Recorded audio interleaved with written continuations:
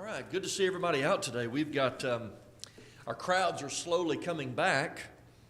We've had a lot of people sick over the last couple of weeks, and I think people are finally getting over the hump of the flu and the RSV and the upper respiratory infections. It's been a doozy of a time. We're glad you're here. We are in Judges today. We're in chapter 12. And we're going to be starting in verse 8 of Judges chapter 12. And so today, right before class, we put a new sheet on the back table for next week, starting with Samson. But today, if you need a copy of the notes, there's a handful still of lesson number 10 notes on that back table right below the window. And this covers chapter 12, verses 8 through 15. So we've got about 3 judges we're covering today. And if you've looked at it, we only have about 2 questions to cover, but there's a lot of discussion under those questions. So if you want to grab a copy of that, if you don't have a copy, you're welcome to do that just to kind of see where we're going in class. So for today, you'll need lesson number 10. And then for next week, if you want to grab a copy of lesson number 11, and that deals with Samson. And if you look at the Samson notes, you'll see that it'll say part 1 at the top. Samson actually covers quite a few chapters of the book. So we're going to take Samson in 2 parts. We're going to deal with his early reign next week. And then the week after that, we'll deal primarily with the story of Delilah and the Philistines and what happens at the end of his tenure as a judge and his death. We'll deal with that next week. And then, if you've read ahead on the outline, we have 2 lessons left dealing with the sins that destroy nations, because that's what the last of the book is about. It's about how the nation was being destroyed by the sins in which it was engaged. And so we'll take some time and we'll make a lot of practical, modern applications in that regard.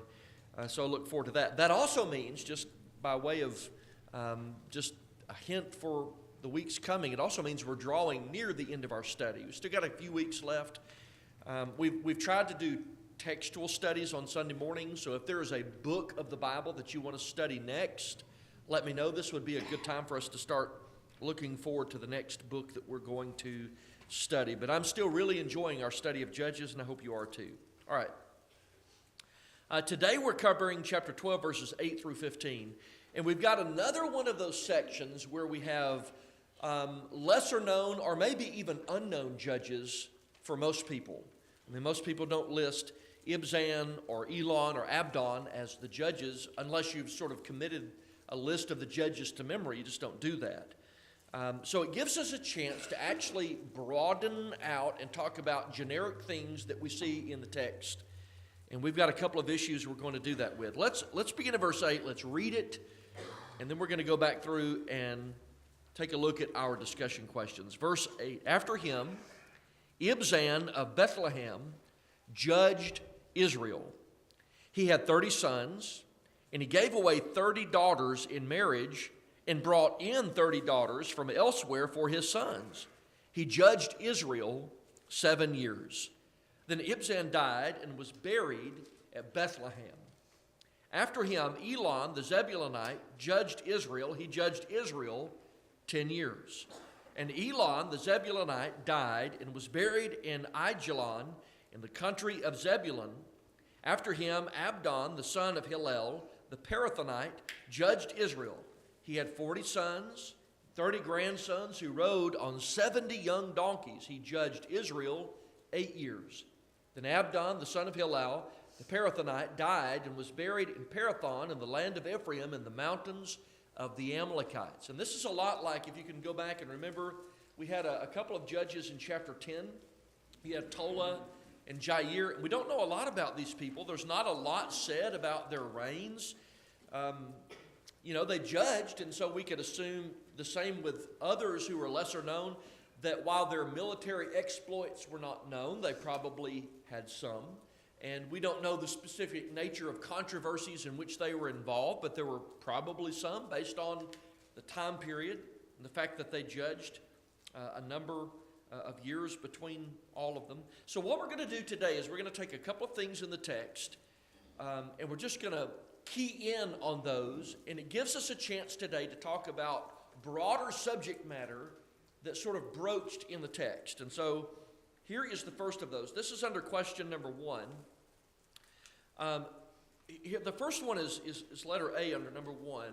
I think we can infer from what is said in this passage that Ibzan was a polygamist. And I think we can safely arrive at that conclusion. In verse 9, when it said he had 30 sons, he gave $30 in marriage. So he had 60 kids, between sons and daughters.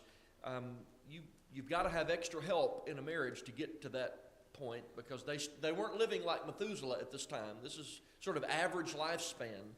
So I think there is at least an implication that he was a polygamist. And so the question now is, this is something that we've seen in the book of Judges. We had, you've got the taking of additional wives even by Gideon, right? You see that? Abimelech did the same, and some of the problems that come out of that. So how do we understand polygamy in the light of Genesis 2:18 to 25 and Matthew 19, verses 3 through 9? Because is that just limited to the book of Judges, or is that something you see pretty consistently throughout the Old Testament?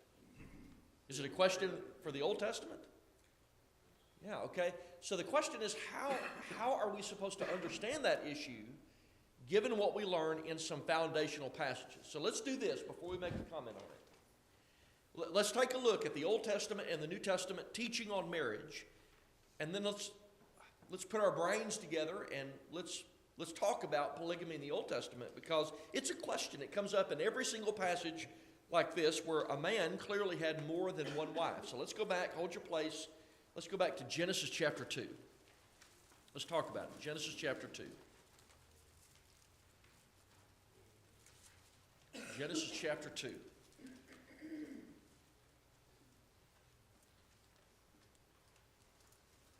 We're going to look at this one, and we'll look at one in Matthew. You sort of have a complementary passage in Matthew where you have a reflection back on this passage. And Jesus talks about a few things in these verses.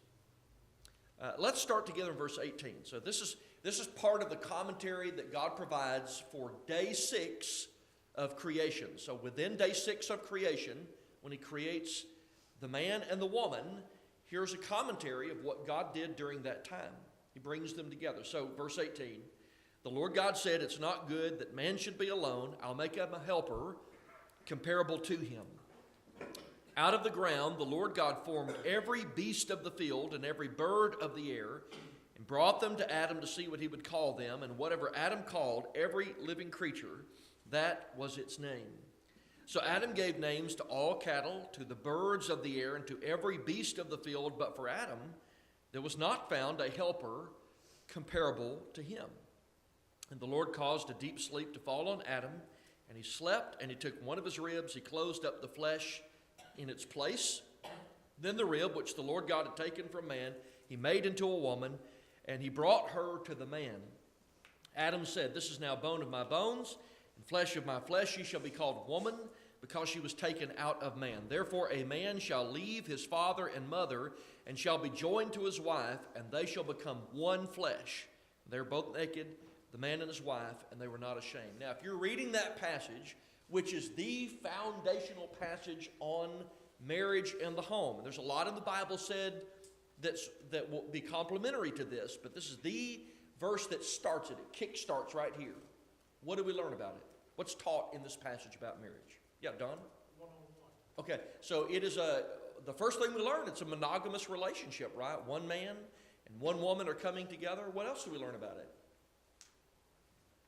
Not just one-on-one.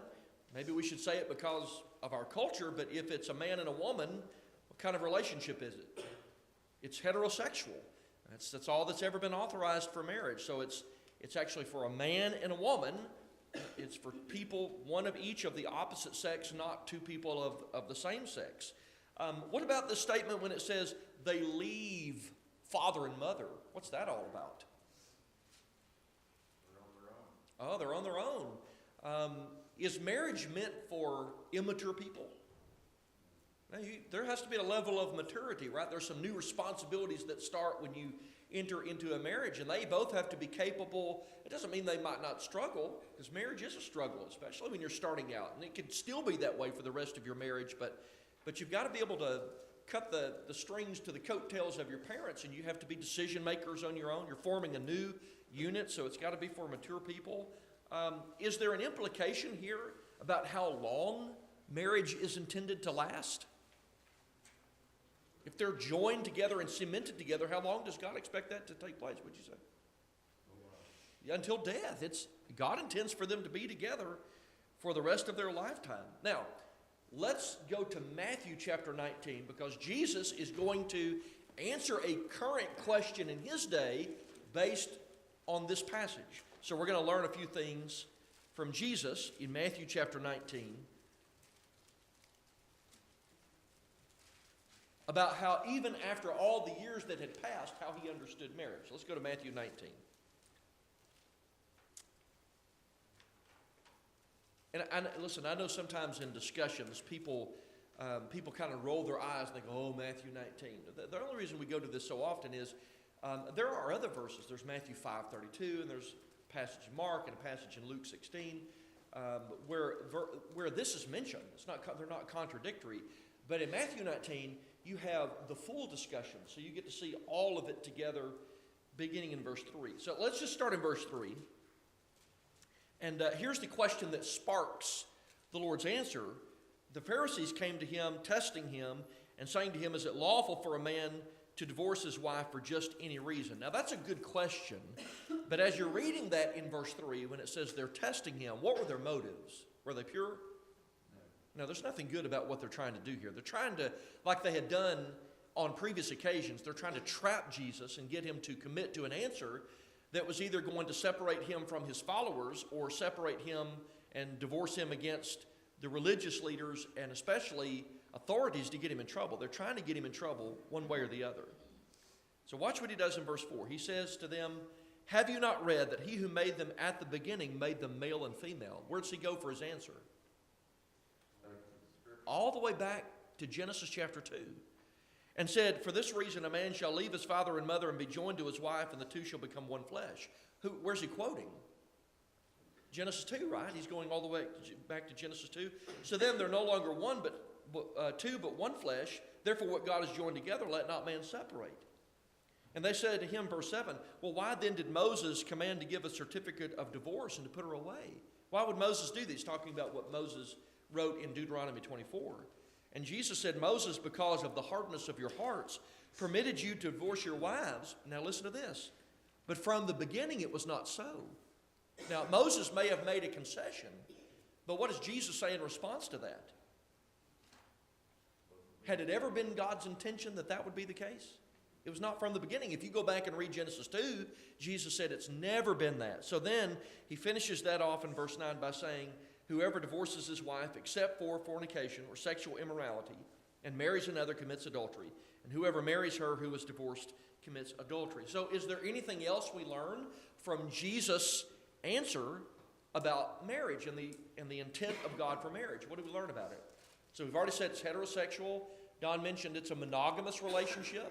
Right, so if it's monogamous, even from the beginning, was it God's intention for there to be polygamy? It was never his intention for that. What else do we learn? There's one exception. Okay, we learn there's an exception for that. There has to be fornication on the part of one to allow another, if they so choose, to put that person away. But that's it. That's the only reason. And what do we learn about the nature of these stipulations? I mean, you're talking about now, by the time that Jesus is on the scene of history, you're talking about the passage of some 4,000 years. And how does he answer it? With brand new considerations? Same as it was at the beginning. Does that tell us about something for our answers for marriage today? What answers work about marriage today?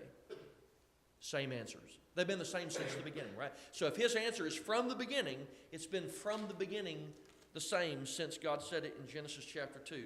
But the one thing we learn that's applicable to this question is, from the beginning, God wanted a man and a woman It is a monogamous relationship. And yet, do we even see prominent people in the Old Testament involved in multiple marriages? Yeah. Go back to Genesis 4. Go back to Genesis 4. The very first instance of polygamy that is recorded in the Bible is in Genesis chapter 4. So you know you're not very far removed from the story of Adam and Eve and Cain and Abel and then Seth coming along later. So sandwich right in the middle of all that. It's part of the family of Cain, beginning in verse 16. If you drop down to verse 19, you'll see a fellow by the name of Lamech. Then Lamech took for himself 2 wives. The name of the one was Adah, and the name of the second was Zillah. So you see him take 2 wives, and he's the first recorded that ever had that. We would assume, based on this, that he was the first ever in history to do that. But it's interesting because God chose to list his status as having 2 wives, and it may even be on the very same opening where you have chapter 2 where it said you're supposed to have 1 wife. Okay? So reading history, and especially reading through the Old Testament, you see in ancient Near Eastern customs where it became a pretty favorable practice to marry more than 1 wife. And you even have, again, prominent Bible characters like, you remember the story, we were just doing this with Bible time with our girls. We were talking about the story of Jacob and Laban. And remember the story of how he fell in love with Rachel and he wanted to marry Rachel. And he worked 7 years for Laban. And at the end of that, he goes into his tent. And when he wakes up in the morning, he's surprised because it's not Rachel. It's Leah. And then he has to work 7 more years before he gets her sister, right? He gets her and then he works 7 more years for Laban. But he had that. And then he didn't just have those. He had handmaidens of the people that he married. So he had 4 women involved in his life. And then there's David. David did it, and Solomon. Now, before we talk about this in the Old Testament, does the Bible, does it try to hide the complications and the problems that came from polygamy, or does it give us a sense that this was a terrible arrangement? What were some of the problems from it, Art? Well, Solomon ran into a lot of problems with it because a lot of those extra wives he had drew him away. Yeah. Look at 1 Kings chapter 11. This is what Art was talking about. Look at 1 Kings chapter 11.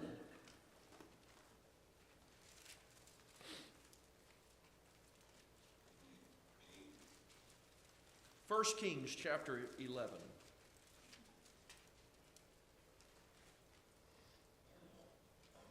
Look at verse 1. But King Solomon loved many foreign women, as well as the daughter of Pharaoh, women of the Moabites, Ammonites, Edomites, Sidonians, and the Hittites, from the nations of whom the Lord had said to the children of Israel, "You shall not intermarry with them, nor they with you. Surely they will turn your heart away after their gods." Solomon clung to these in love. He was just addicted to them. And he had 700 wives, princesses, and 300 concubines, and his wives turned away his heart. For so it was when Solomon was old that his wives turned his heart after other gods, and his heart was not loyal to the Lord his God, as was the heart of his father David. So it was a common problem in a polygamous arrangement that hearts were easily turned away from God. Were there other problems as well? What kind of problems came as a result of polygamy? Yeah, Art? Abraham's a good example. I mean, had Ishmael, and there was constant turmoil after Ishmael was born. What generally happened in those polygamous relationships with the affection of parents toward their children? What usually happened? You got a lot of jealousy, and you said you have, Ishmael was kind of pushed aside, like Art was saying, and he really loved Isaac, but he didn't really love Ishmael. And the same thing with Jacob. Remember, he was very much in love with Rachel, and he was kind of stuck with Leah, and he didn't really love her children as much as he loved Joseph. And you see the problems that come out of that. You see all this division within the family. That was sort of a natural thing. And you see partiality toward the women who are involved. And so the Bible writers did not try to hide the fact that this was a terrible situation in which people found themselves, that they had created for themselves. And still, even today, it's not as prevalent a practice in many cultures, but you still see some cultures, or at least some communities, where polygamy is still practiced. Can you think of some where you still have some holdouts in favor of polygamy? All right, so you see some in, they would consider those radicalized Mormon communities, but you see some within sort of, they would consider themselves old school Mormon, adherents, and there's still polygamy in some of those. There was even a show that's, and I don't even know if it's still on, was it called Sister Wives? And they kind of popularized polygamy like it was this great thing, and yet they've just completely fell apart for all the reasons we just talked about. And then some Muslim communities where you see that. So it's still around. So here's the question. This is for contemplation. If it wasn't right, then how do we explain Judges and Kings? How do you deal with that? That's a tough one to munch on. Art? Luke tells us in Acts, the 17th chapter, that God looked at some of that stuff as ignorant and winked at it, but now commands all men everywhere to repent. Yeah, that's a tough one. That's tough because you know from the beginning it was not so. So perhaps punishment was delayed in some of those situations. That's tough. I wrestle with that because I know that when Jesus goes back and says from the beginning it was not true, it was never okay. It was never right. And I know that based on the nature of God, because He's holy, He has never looked at and tolerated sin. That's just a tough one for me. I just wrestle with that. I'm not sure how all that works out, but Art was mentioning Acts 17. We're especially dealing with the nature of God there and the understanding of the nature of God and how all that works. But any other thoughts on that? Because that's a tough issue. That's tough when you read of God using people or allowing kings, and yet these men were clearly violating marital patterns in the Old Testament. Any other thoughts on that? Yeah, Steve? I really don't know if it has anything to do with it, but through Genesis, a lot of times when someone died, they were gathered to their fathers. And when you get to Judges, chapter 2, verse 10, it talks about that generation being gathered to their fathers. But these others that were covered today, they just died. Yeah, and we're dealing with the polygamy question right now, but yeah, you're exactly right on that because we want to get to that in just a second. I think dealing with burial, those are interesting things. We're going to bring that out in just a minute. The children of Israel also wanted a king, and God told them, you don't really want a king. Yeah. But then they insisted, so God allowed them to have a king. It wasn't His plan. No. He didn't really And Jesus clearly said, and you're exactly right, Jesus clearly said, it was Moses who gave you a concession on divorce, but God never did that from the beginning. It's never been God's intention. Like Tommy said, God's only ever really allowed for ever fornication. That's always been God's intention. But yet concessions were made. So that's a tough one. I wrestle with that, Bobby. I was just going to say, another issue you see with polygamy is the children of those marriages. Oh, no like doubt. Abimelech, Yeah. like Absalom, all the issues Yeah. that they had from those. Yeah, I mean, so you've got, Gideon's out of the way, and yet he was, even within his own family, he was cast out of his own family because of his situation. So, yeah, that's tough. That's hard to think. And I think of, sometimes people say, well, God just sort of tolerated that. I think that's a terrible thing to say. Because even in the Old Testament, in Habakkuk 1:13, it says, God is of pure eyes them to hold evil. He's holy. His nature has never changed. So that's a tough one. I wrestle with that one in the Old Testament about polygamy, just based on what God taught on that. All right, so here's the follow-up to that question. And then I want to get to what Steve was just mentioning, because I think he's bringing out a good point about some language here and how it changes a little bit in the Old Testament. The second part of that is, in this passage, notice in verse 9 it says, Ibzan, he had 30 sons, and he gave away 30 daughters in marriage. And then it says he brought in 30 daughters, and listen to this language, from elsewhere. 30 daughters from elsewhere for his sons. He judged Israel for 7 years, it says. I understand that there is confliction here about whether that means he selected from other tribes of Israel. But there's a pretty good consensus among some, and I tend to lean that way when it says from elsewhere. That's pretty specific language, I think it would have been written differently, that the language here might suggest that he's just bringing in people for his children to marry from pagan communities, from elsewhere, meaning sort of from the outside. So the question is, it raises the question here about the selection of a mate. In the Old Testament especially, the second part of that is what conditions did God place in the Old Testament on that? And then is there danger in selecting a mate from outside of the faith? And then what qualities should people actually look for in a mate? So what about this specifically? What about from the Old Testament perspective in verse 9? If he's bringing in daughters from the outside, from non-Israelite circles, right? From outside the family of God, was there a problem in the Old Testament with that? What was the problem? Okay, from a custom perspective, and people still struggle with that today, right? If you marry outside of a culture, when you have clashing of cultures, that's always a problem. You know, just it's hard enough to put up with one mate that rolls the toothpaste and one mate that just leaves it laying out with the cap undone, and that could be grounds for divorce in some marriages, right? Because it's just that kind of constant irritation of put the toothpaste back where it goes. You know, that's a tough thing. But was there deeper spiritual problems that God was concerned with? Let's go back to Deuteronomy chapter 7. This was written in the law many years before the Judges, right? So Deuteronomy chapter 7.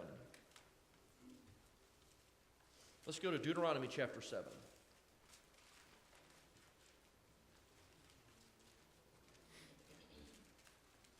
All right, Deuteronomy chapter 7. We're going to start with verse 1.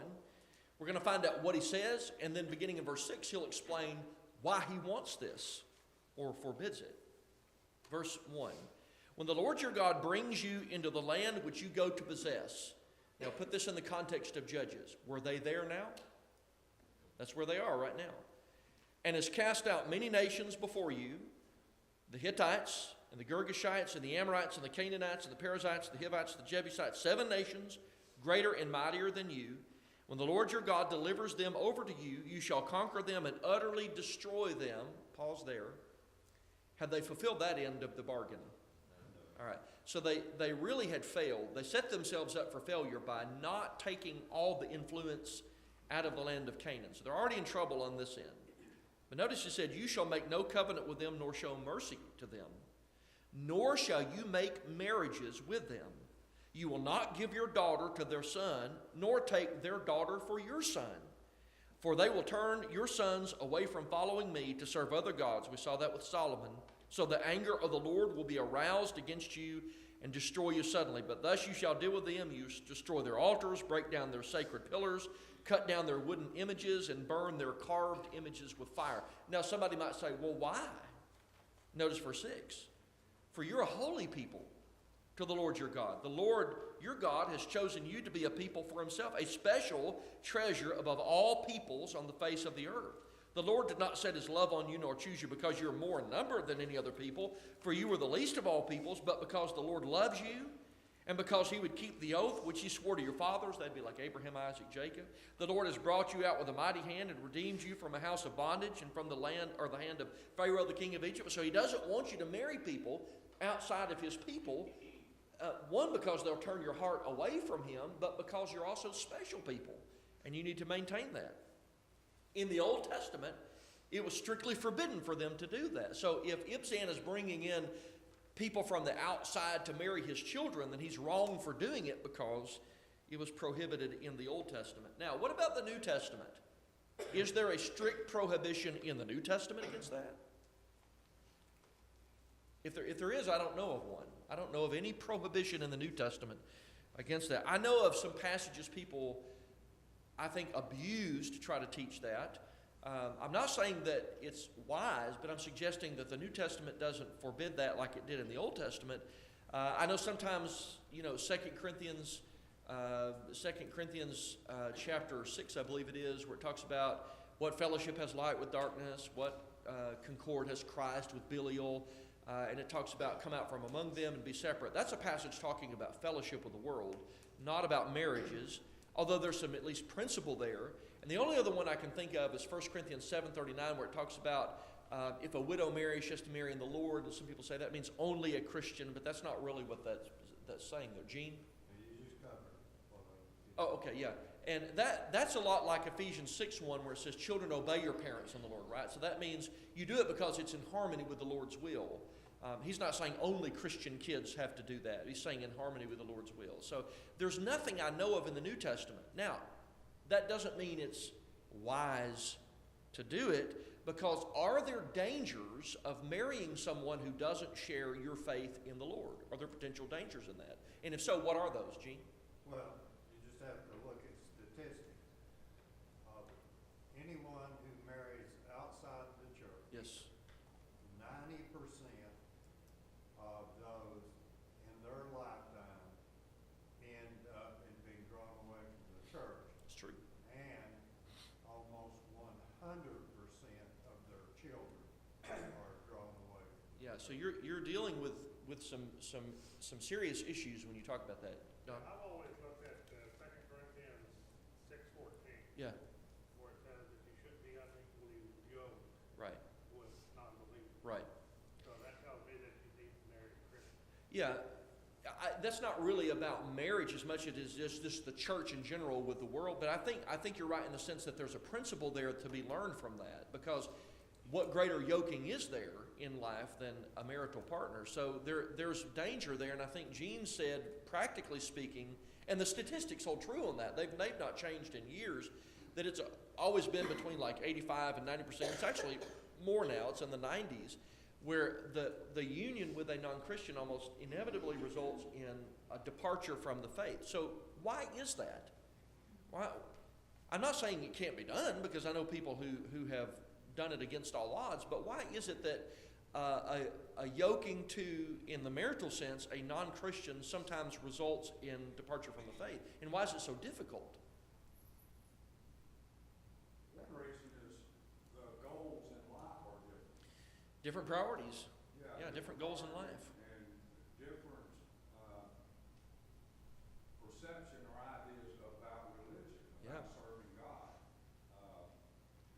Before Brenda and I got married, I mean, I was away from the church for a while, and so I lived in the world, and Yep. I could see the world. Then when I came back to the church, I could see a total difference Yeah. in people's approach to life, their opinions about God, Yep. and all of that. And that is an obstacle that a Christian Absolutely. has to overcome if he's or she is dating someone that is not a Christian. That doesn't Sure. mean the person can't be converted. That's right. It's not absolute. People can be The hill converted. is steep. Yeah, it's very much steeper. Yes, Don? I think it partly comes back to the old thing that we as parents always teach our kids, is that you need to be careful who you spend time with. Of course. Because where you spend all your time, Yes. more than likely, that's the way you're going to look at things. Yes. So if we get married and are spending all of our time with our spouse that's a non-Christian, that influence comes into play a lot. How much of your life does your worldview impact? All of it. It's supposed to impact all of it, right?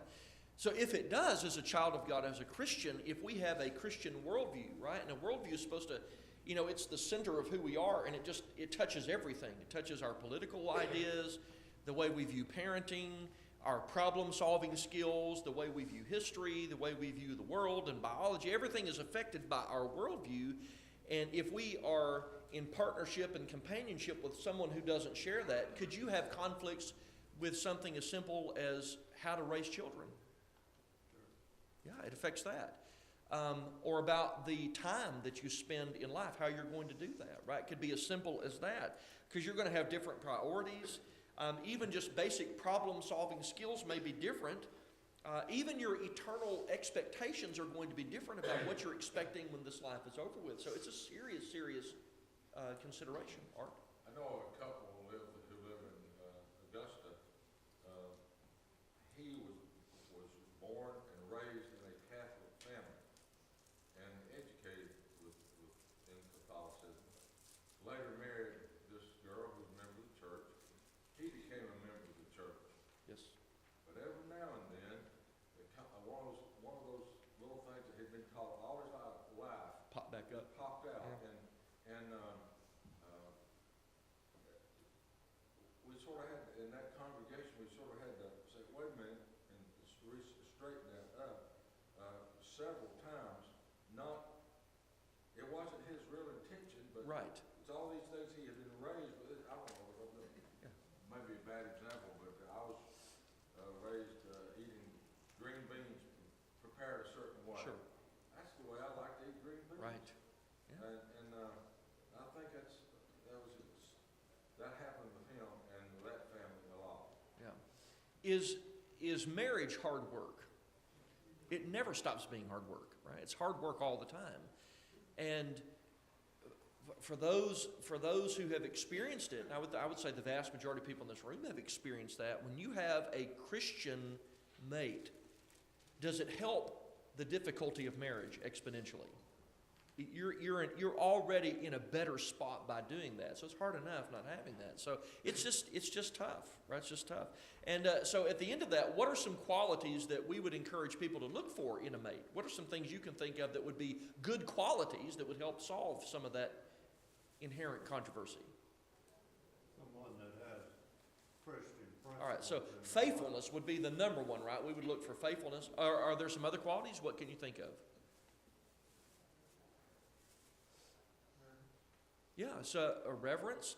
How important are things like, for example, a great outlook on life and a good sense of humor? Are those important things? Is it important to love life and to be able to just enjoy life? That's an important thing. What about financial maturity? And I don't mean you have to be rich, but I mean, is there a danger in when you're dating someone, and we would train our kids to do the same, and they are in like massive debt, they don't know how to manage money? Is there potential danger for marriage if they don't know how to do that? Ooh, there's danger. So we want to, and all these are Christian principles, right? So all these spawn from a Christian worldview. So you look for things that are based on the center of their worldview, and if it's connected to God, well, they're in good shape. All right, so really quick, number 2 at the end. Again, because we're dealing with lesser-known judges, we get a chance to deal with some of these broad things. This goes back to what Steve was mentioning. Notice in verse 10 it says, Ibzan died, he was buried at Bethlehem. Then you have the same with Elon. He was buried in Aijalon in the country of Zebulun. And then you have, in verse 15, you've got Abdon. He was buried in Parathon in the land of Ephraim in the mountains of the Amalekites. So you have 3 statements about them dying. So the question number 2 is, with all these judges, with these 3, the Bible mentions their burial in specific places. And so the Old Testament is full of all kinds of references about dying and being buried. What are the lessons we learn in the way the Bible describes deaths and burials? And I don't know if you had a chance to do any research on that, but it's interesting because they're mentioned being buried in specific places. And the Old Testament has a lot of statements about dying and being buried, and there's some lessons in that. What'd you find out? Now, Steve mentioned the one that I immediately thought of, which is they were gathered to their people. That's an awesome statement in the Old Testament. There's at least 2 sides to the statements, I think, in the Bible. One is a spiritual sense, right? So there's a spiritual lesson that comes out of that, being gathered to your people. What's the implication of that? Steve, you want to follow up on that? Well, what I was implying was, it talks about those that were following God and were obedient. Yes. They were gathered to their father. Yep. But Others- after that, Yeah, it didn't. Yeah. So they were just physically buried, but it doesn't have that spiritual implication. What's the implication of being gathered to your people? It's an honor, and even among some of the kings we see later on, Yep. most of them were buried with their ancestors. Some were Yes. so hated that they were put outside the city. Yeah, so you got like 2 Chronicles 21, you've got Jehoram. They didn't even lament his death. They were actually kind of glad he was gone because he was so wicked, and they didn't bury him in the tombs of the kings like others. So one was physically, there's 2 lessons here. In the statements in the Old Testament, there are spiritual implications like going and being gathered to your people. That indicates something beyond death, right? So if I'm being gathered to Abraham, Abraham's somewhere, and I'm being gathered to him. So I love that statement. And the other was, even when people died, with the exception, like Gene said, of people like Jehoram and really wicked people, were they respectful in the way they handled the body of the person who used to be in that body.